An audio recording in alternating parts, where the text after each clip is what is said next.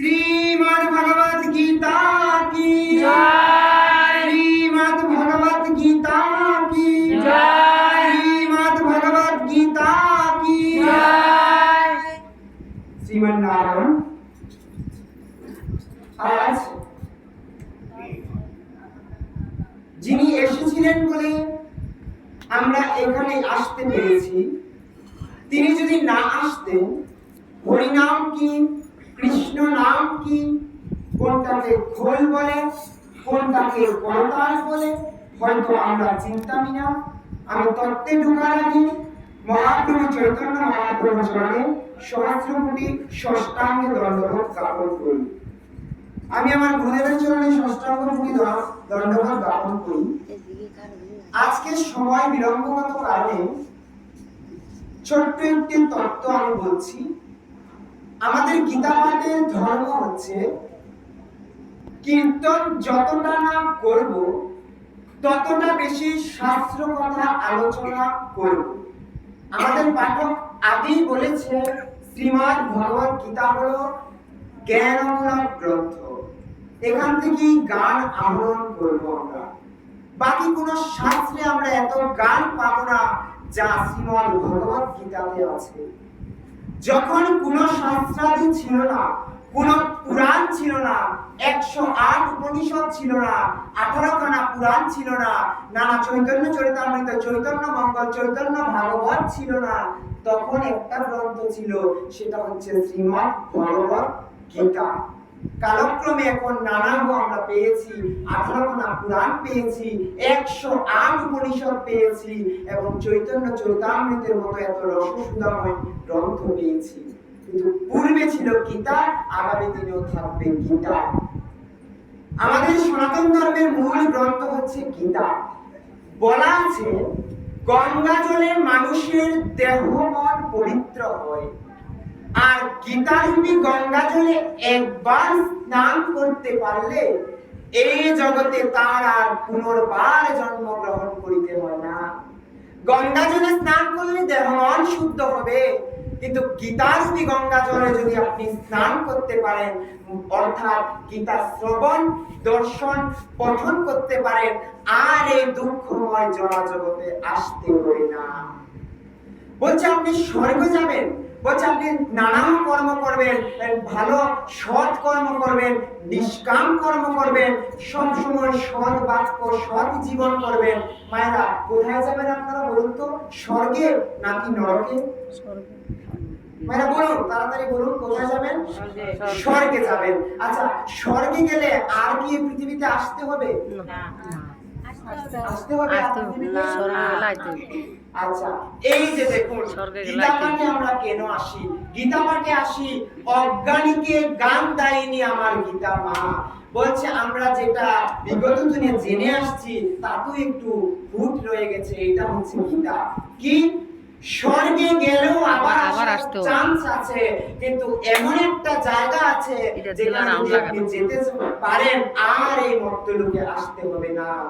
আপনি সৎ কাজ করুন, মিথ্যা কথা বলবেন না, সত্য বলুন, আপনি স্বর্গে যাবেন কিছু সময়ের জন্য।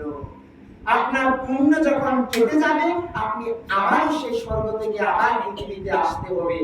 বেশি প্রমাণ দেব না, একটা প্রমাণ দিচ্ছি। আপনারা এই তো আসছে শ্রাবণ মাস, আপনারা মনসা মঙ্গল করবেন, সেখানে দেখবেন উষা অনিরুদ্ধ নামে স্বর্গের নিবাসী তারা কিন্তু আবার কোথায় আসতে হয়েছে? এই মর্তে আসতে হয়েছে। কিন্তু দেখুন বৈকুণ্ঠ ধাম বা গোলক ধাম নামে একটা জায়গা আছে, এইখানে যদি আপনারা যেতে পারেন আর এই মর্ত্যলোকে আসতে হবে না। এই বৈকুণ্ঠ ধাম হচ্ছে রাধা কৃষ্ণের নিত্য ধাম। এই ধামটা যদি আপনারা পেতে চান, আপনারা গীতা পড়ুন, রাধা কৃষ্ণের আশ্রয়ে যান। বাকি কোনো দেব দেবী আপনাদের মুক্তি দিতে পারবে না। কোনো দেব দেবী বলে নাই আমি তোমাদের মুক্তি দেব। ভগবান কৃষ্ণ বলেছে সর্বধর্ম পরিত্যজ্য মামক শরণং ব্রজ অহং তা সর্ব পাপেভ্য মোক্ষয়াস্মি মা শুচ। ভগবান কৃষ্ণ বললেন, হে কলির জীব, তুমি সব কিছু ছেড়ে দিয়ে আমার চরণে শরণাপন্ন হও, আমি তোমায় মুক্তি দিয়ে দেব। এই কথাটা শুধুমাত্র কৃষ্ণ বলেছে। ভগবান মহেশ্বর ভোলা ভোলানাথ বলছে কৃষ্ণ ঈশ্বর, ব্রহ্মা বলছে কৃষ্ণ ঈশ্বর, ইন্দ্র বলছে কৃষ্ণ ঈশ্বর, বাকি যত অনুকূল চন্দ্র, রাম ঠাকুর, পরমহংসদেব সবাই বলছে কৃষ্ণ ঈশ্বর। ভগবান কৃষ্ণ গীতাতে বলছে আমি ঈশ্বর। একমাত্র আমাদের ধর্মে ভগবান কৃষ্ণ নিজের মুখে বলেছে আমি ঈশ্বর। আর ইসলাম ধর্মে যাবেন তখন ইসলাম ধর্মের যে তারা বলেছে যে আল্লাহর দূত, এবং খ্রিস্টান ধর্মে বলেছে I am the son of the God, আমি ঈশ্বরের সন্তান। বৌদ্ধ ধর্মের গৌতম বুদ্ধ বলেছে আমি ঈশ্বরের নাম প্রচার করতে এসেছি। আর আমাদের ভগবান কৃষ্ণ বলেছে yes I am the God, আমি হচ্ছি ঈশ্বর। অর্থাৎ এই ঈশ্বরকে আমরা যখন পেলাম, আমাদের এত ভাগ্যের ফলে এই ধর্মে জন্ম নিলাম, আমরা এই ধর্মকে জন্ম নিয়ে এমনও ঈশ্বরকে পেয়ে আমরা সাধন করলাম না, ভজন করলাম না, বৃথায় মানব জন্ম কেটে যাবে। মায়েরা গীতা পড়ুন। আজকে তত্ত্বে ঢুকছি মায়েরা, তত্ত্বের নাম হচ্ছে বিষ্ণুপ্রিয়া। মায়েরা নামটা আপনারা শুনেছেন বিষ্ণুপ্রিয়া। মায়েরা বলুন তো বিষ্ণুপ্রিয়া কে? বলুন তো। নিমাই সহধর্মিনী হচ্ছে বিষ্ণুপ্রিয়া। মায়েরা আমরা সবাই জানি গৌরাঙ্গ মহাপ্রভু বা নিমাই সন্ন্যাস নিয়েছে। নিমাই যখন সন্ন্যাস নিয়েছে, পরবর্তীতে নিমাই সহধর্মিনী বিষ্ণুপ্রিয়ার কি অবস্থা হয়েছিল, এই ছোট্ট বিষয়টাই আমি আজ আপনাদেরকে পরিবেশন করব। আমি তত্ত্বে ঢুকছি মায়েরা, কথা বলবেন না। মায়েরা জানেন নিমাই কত বছর বয়সে সন্ন্যাস নিয়েছিল?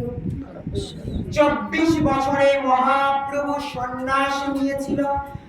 আমাদের মতো কলিজীবকে উদ্ধার করতে মহাপ্রভু আপন ধর্ম, আপন সংসার, আপন মাতা পিতা, আপন সহধর্মিনীকে ছেড়ে দিয়ে আমাদের মতো কলিজীবকে উদ্ধার করতে ভগবান পথে পথে কাল বেশে ঘুরেছেন। দাদা নিতাইকে বলেছেন নিতাই দাদা তুমি জীবের দায়ে দায়ে গিয়ে হরি নাম দাও, কৃষ্ণ নাম দাও। এই যে আমি কিছুক্ষণ আগে বললাম যে তিনি যদি না আসতেন কৃষ্ণ নামের মাহাত্ম্য আমরা পেতাম না। এই যে তিনি নিতাই দাদাকে বলছে দাদা তুমি দাঁড়ে দাঁড়ে গিয়ে কৃষ্ণ নাম দাও। নিতাই দাদা বলছে কিভাবে দেব? বলছে প্রথমে ধরিবে হাতে, যদি না চাই নাম নিতে হাতে ধরবো। বলছে ধরো, তারপরেও যদি না নেয়, বলছে প্রথমে ধরিবে হাতে, যদি না চাই নাম দিতে পাছে তার লুটাইবে পায়, পাছে তার লুটাইবে পায়। মায়েরা নিত্যানন্দ মহাপ্রভু পঞ্চজনের মধ্যে একজন গৌরাঙ্গ মহাপ্রভু নিত্যানন্দ মহাপ্রভুকে বলছে দাদা তুমি এই বলির জীবের দ্বারে দ্বারে গিয়ে কৃষ্ণ নাম দিয়ে আসো, যদি না নিতে চায় প্রয়োজন হলে তুমি তার পায়ে লুটিয়ে পড়ো। একবার নে না বাবা কৃষ্ণ নাম নিয়ে তো দেখ কি আছে রসসুধা, একবার নে। এমন করে আমার মহাপ্রভু কি করেছেন? এই কৃষ্ণ নাম এই পৃথিবীতে প্রচার করেছেন। মায়েরা নিমাই তো চলে গেছে সন্ন্যাসে, নিমাই সহধর্মিনী বিষ্ণুপ্রিয়ার কি অবস্থা হলো? মায়েরা নিমাই সন্ন্যাস নিয়েছে 24 বছরের বয়সে। নিমাই সহধর্মিনীর বয়স তখন মাত্র 14 বছর। মায়েরা আপনারা বলবেন তো 14 বছরের মেয়েটা আমাদের এই সংসারে যদি থাকতো কোন ক্লাসে পড়তো? ক্লাস 9 এ পড়তো। মায়েরা অবাক করা কথা, ক্লাস 9 এ পড়া আমাদের ঘরে যদি একটা মেয়ে হতো, আপনারা একটু চিন্তা করবেন। নিমাই যখন সন্ন্যাস নিয়ে চলে গেছে, নিমাই স্ত্রীর তখন 14 বছর বয়স, বিষ্ণুপ্রিয়া। তার দেখুন স্বামী ভক্তি কাকে বলে, দেখুন স্বামী ভক্তিটা একটু লক্ষ্য রাখুন, মন দিয়ে বুঝুন, মন দিয়ে শুনুন। নিমাই যেদিন চলে গেছে মায়েরা সন্ন্যাস নিয়ে, তার পরের দিন সকাল থেকে বিষ্ণুপ্রিয়া প্রতিদিন ভোর 4টার সময় ঘুম থেকে উঠত। ভোর 4টার সময় ঘুম থেকে উঠত বিষ্ণুপ্রিয়া। উঠে কি করত? প্রথমেই যেত গঙ্গাতে, গঙ্গা নদীতে মায়েরা স্নান করে এসে এই 14 বছরের ছোট ক্লাস 9 এর মেয়েটা গঙ্গা জলে স্নান করে এসে ধীরে ধীরে শুধু কি করতো?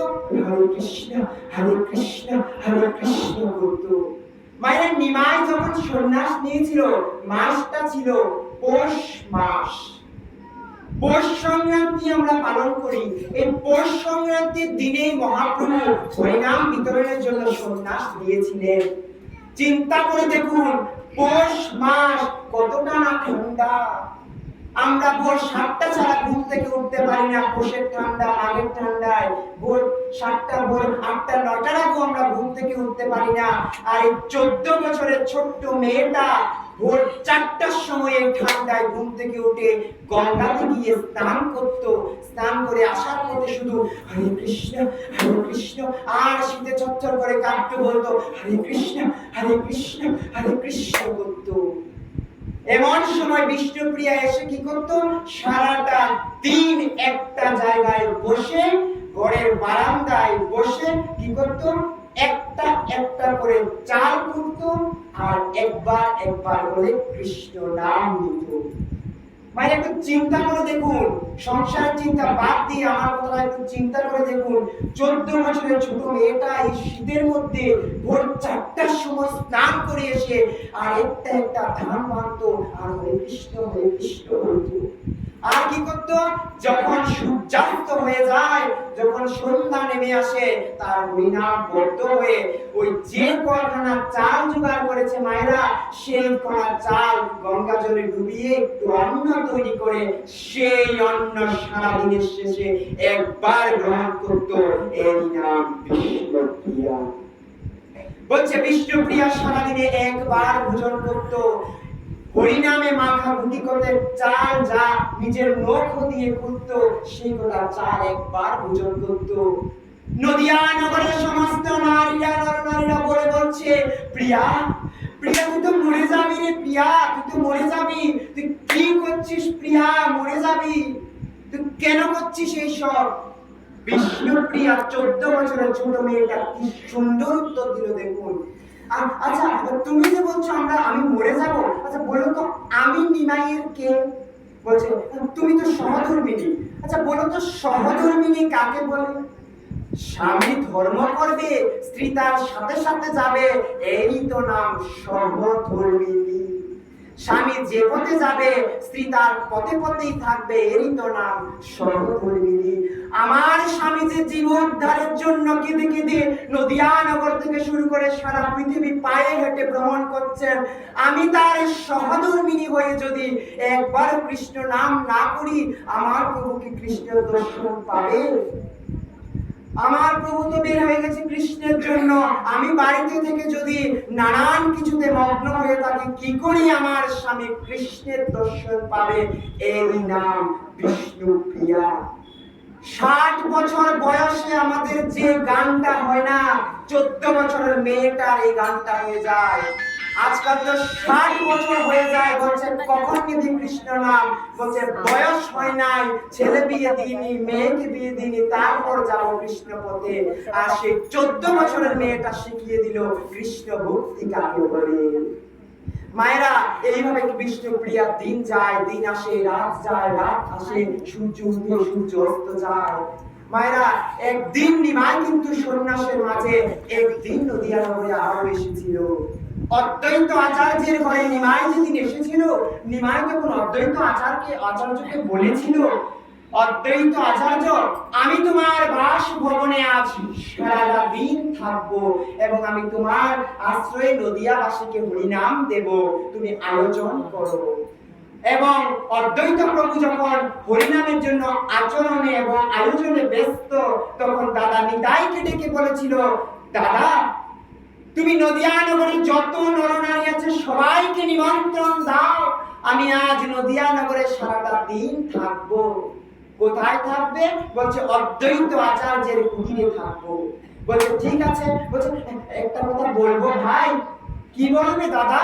বলছে তোমার মা যে তুমি যখন থেকে সন্ন্যাস নিলে, তোমার মা যে পাগলিনী হয়ে কেঁদে কেঁদে বেড়ায়, আহার নাই, নিদ্রা নাই, হায় আমার নিমাই নিমাই শুধু করে। তোমার মাকে কি একবার বলবো না? আর যে তুমি 14 বছরের মেয়েটাকে তোমার ঘরে রেখে গেলে, সে যে সারাদিনে একবার আহার করে, সে যে সারাদিন ভিজা কাপড়ে চাল গুটি গুটি খুঁটে চাল, এই কটা চাল ভক্ষণ করে এইভাবে কৃষ্ণ নামে মেতে আছে, তাকে কি বলবো না? নিমাই তখন বলছে, যাও দাদা, আমার মাকে বলবে, আমার বাড়ির সবাইকে বলবে, আমার বাড়ির চাকরটাকেও বলবে আমি যে এসেছি, কিন্তু একজনকে বাদ দিয়ে। মায়েরা বলুন তো, কে পিছন থেকে বলুন তো, কে কাকে বাদ দিতে বলেছে নিমাই? রাধে রাধে, আপনারা শুনছেন, আমি ধন্য। বলছে বিষ্ণুপ্রিয়াকে, বলছে বিষ্ণুপ্রিয়াকে বাদ দিয়ে আর সবাইকে নিমন্ত্রণ করো, আমি এসেছি যা দেখা আমাকে দেখে যেতে। এমন সময় যখন নিত্যানন্দ মহাপ্রভু এই খবর নিয়ে নদিয়া নগরে নিমাইয়ের বাসভবনে গেল, বলছে সচিমাতা সচিমাতা, একটা খবর নিয়ে এলাম গো, একটা খবর নিয়ে এলাম। কি কি বল বল, কি বল? বলছে তোমার নিমাই এসেছে। নিমাই আজ সারাটা দিন নদিয়া নগরে থাকবে। নিমাই আজ অদ্বৈত আচার্যের বাসভবনে হরিনামে মত্ত হয়ে থাকবে। বলেছে তুমি যেতে, এবং তোমার চাকর সহ সবাই মিলে যেতে বলেছে। বাবা বাবা, আমার পুত্র এসেছে রে, কতদিন পরে পুত্রের মুখ দেখি নাই রে। সে 24 বছরে আমার সন্তানটা ঘর থেকে বের হয়ে গেছে, আজ কত কষ্ট করে আজ ছেলেটা এসেছে, ছেলেটার মুখ দেখবো আমি। চল চল। প্রিয়া প্রিয়া প্রিয়া, প্রস্তুত হও প্রস্তুত হও, তোমার স্বামী এসেছে, স্বামী এসেছে। দাঁড়াও, কি? মহাপ্রভু সবাইকে যেতে বলেছে, তোমার বিষ্ণুপ্রিয়াকে যেতে বলে নাই। আছাড় কি বললো বিষ্ণুপ্রিয়া? মায়েরা, যে বিষ্ণুপ্রিয়া স্বামীর জন্য এত কষ্ট করছে, স্বামী চলে গেল তো কি হলো, স্ত্রী তো এভাবেই থাকতে পারতো, কিন্তু স্বামীর সাথে সাথে ধর্ম করছে, সেই বিষ্ণুপ্রিয়াকে যেতে বারণ করছে মহাপ্রভু। তখন কিনা বিষ্ণুপ্রিয়াকে যখন যেতে বারণ করছে, তখন বিষ্ণুপ্রিয়া তো আর গেল না, অন্য সময় গেল মহাপ্রভুর দর্শনের জন্য। মায়ের একটা কথা খারাপ পাবেন না, মেয়েরাই মেয়েদের শত্রু। কেমন শত্রু? আপনি একটা গোপন কথা 5 জন মেয়েকে বলুন, সকাল গড়িয়ে সন্ধ্যা হতে হতে 5 জন 25 জনের কানে চলে যাবে সেই কথাটা। এটা আজকের নয়, সেটা আগেও ছিল। সেই নদিয়া নগরের রমণীরা বিষ্ণুপ্রিয়াকে কুৎসিত ভাষায় বলছে, প্রিয়া প্রিয়া, বাহ দেখ, তোর স্বামী এসেছে, সবাইকে ডাকলো, তোকে ডাকলো না। তোর মতো ভাগ্যহীনা আছে কয়জনা? দুর্ভাগ্য তোর, দুর্ভাগ্য তোর, দুর্ভাগ্য তোর। দেখুন কিভাবে এক নারী হয়ে আরেক নারীর বেদনাকে কষ্ট দিচ্ছে। কি সুন্দর উত্তর দিল বিষ্ণুপ্রিয়া, বলছে তোমরা যে বলছো আমার মতো ভাগ্যহীনা আছে কয়জনা? মায়েরা দেখুন, যে আমার স্বামীকে দেখার জন্য তোমরা যাচ্ছ পাগলিনী হয়ে, সে তো তোমাদের কেউ না, সে তো আমার স্বামী। যার স্বামীকে দেখার জন্য পুরো নদিয়ানগর যাচ্ছে, তার মতো ভাগ্যজনা আছে কয়জনা? দেখুন কি সুন্দর উত্তরটাকে ঘুরিয়ে দিল। নদিয়ানগর বলছে ভাগ্যহীনা, বিষ্ণুপ্রিয়া বলছে ভাগ্যজনা। কারণ আমার স্বামীকে দেখতে যে এত এত নরনারী যাচ্ছে, আমার তো গর্বের সহিত বুক ফুলে যাচ্ছে। এমন করে বিষ্ণুপ্রিয়া নিজেকে নিয়ন্ত্রণ করলো। এই দিন রাত্রে মহাপ্রভু, রাত্রি যখন 12টা, রাত্রি তখন 12টা, মহাপ্রভু বিষ্ণুপ্রিয়ার ঘরে এসে বলছে, প্রিয়া প্রিয়া প্রিয়া প্রিয়া, কে? আমি আমি কে? আমি বলছে আমি কে? বলছে আরে আমি কে? এই জগতে তো সবাই আমি কে? বলছে প্রভু তুমি এসেছো প্রভু। আছাড় কে বিষ্ণুপ্রিয়া যখন দরজাটা খুললো, নিমাইকে বহুদিন পরে দেখতে ইচ্ছা হলো, কিন্তু দেখতে পাচ্ছে না। মায়েরা এইভাবে মুখটা আড়াল করে বলছে প্রভু প্রভু, এইভাবে পর্দাটা ধরে আছে নিমাই, স্বামীর মুখ দেখছে না। নিমাই বলছে এতদিন পরে আমি বাসায় এলাম, তুমি আমায় দেখবে না? বলছে স্বামী তুমি সন্ন্যাস নিয়েছ, তোমার যে রমণীর মুখ দেখা নিষেধ, আমি তোমার স্ত্রী হয়ে কি করে তোমার সন্ন্যাস ধর্মটা নষ্ট করে দেব বলুন তো? আমি এই জন্য আমার মুখ তোমায় দেখাচ্ছি না। বলছে স্বামী একটা কথা জানার ছিল স্বামী, তুমি সবাইকে ডাকলে আমায় ডাকলে না কেন? তুমি নদিয়া নগরের সবাইকে ডাকলে, মাকে ডাকলে, বাড়ির চাকরটাকেও ডাকলে, আমায় ডাকলে না? বলছে দেখো এই জগতে পরীক্ষা তারাই দেয় যারা পড়াশোনা করে, যারা পড়াশোনা করে না তাদের পরীক্ষা দিতে হয় না, আর পরীক্ষা দিলেই তো ভালো ফল আসবে। বলছে বিষ্ণুপ্রিয়া, তোমায় যদি আমি তিলে তিলে এইভাবে গড়ে না তুলি, তোমাকে আগামী জন্ম কিভাবে মনে রাখবে, কিভাবে তুমি সতী নারী হবে? তোমায় সতী নারী করার জন্যই তোমায় পরীক্ষায় ফেলেছি। আপনি যখন স্বর্ণ বেচতে স্বর্ণকারের কাছে যাবেন, স্বর্ণকার আগে গুটিয়ে দেখবে এটা কি আসল স্বর্ণ নাকি নকল স্বর্ণ। তেমনি মহাপ্রভু বিষ্ণুপ্রিয়াকে তিলে তিলে গড়ে তুলেছেন, তাই তো আজ অক্ষয় অমর হয়ে রয়েছে বিষ্ণুপ্রিয়া। এই বলে আজকে তত্ত্ব শেষ করছি। মায়েরা, বিষ্ণুপ্রিয়া এইভাবে দিন যাপন করতো। বিষ্ণুপ্রিয়ার ছোট্ট একটি তত্ত্ব আমি শেষ করলাম। আমার সাথে বলবেন রাধে রাধে রাধে রাধে রাধে রাধে রাধে রাধে রাধে রাধে রাধে রাধে আমার নাম ওম তৎসৎ।